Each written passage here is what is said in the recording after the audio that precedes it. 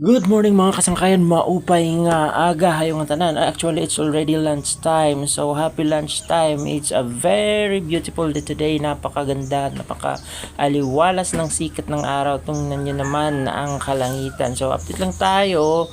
Namunga na naman ulit ang aking mga pineapples kasi ilang months ago pa lang, isang taon na yata, namunga na to yan. Ito ulit.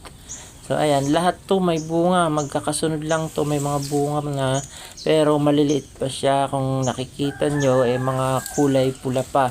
So nandito ito nakatanim sa aking mini farm or mini garden dito sa Barangay Locson, Borongan Eastern Samar.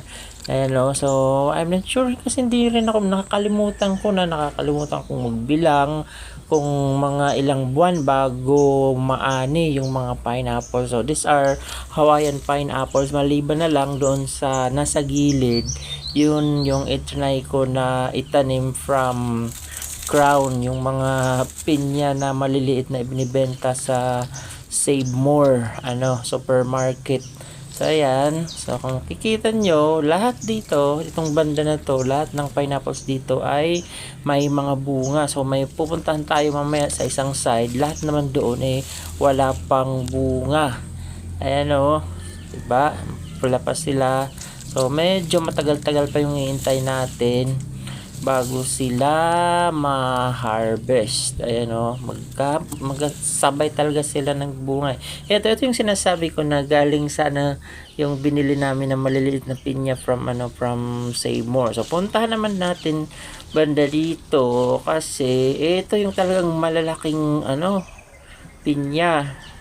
Ayan, wala pa silang bunga pero namunga na rin to months ago pa lang, kaya wala pang bunga ngayon. Ayan nandito sila nakatanim sa ayan, itong isa, ayan may sumibol na ulit na isang, ang tawag dito, runner ba or slips, I forgot. So nandito siya nakatanim sa ilalim ng aking mulberry trees or shrub, hindi naman kasi kalakihan yung puno ng mulberries. At saka may nakamount dito na isang Philippine native orchid species na Phalaenopsis intermedia. Ito naman galing to from the yung nasa gilid na mga pinya. Yan yung aming farmhouse dito sa Lukson. Dito ako tumatambay pag walang ginagawa doon sa bahay namin sa lalawigan. Ayan yung saging namin, may bunga na naman ulit.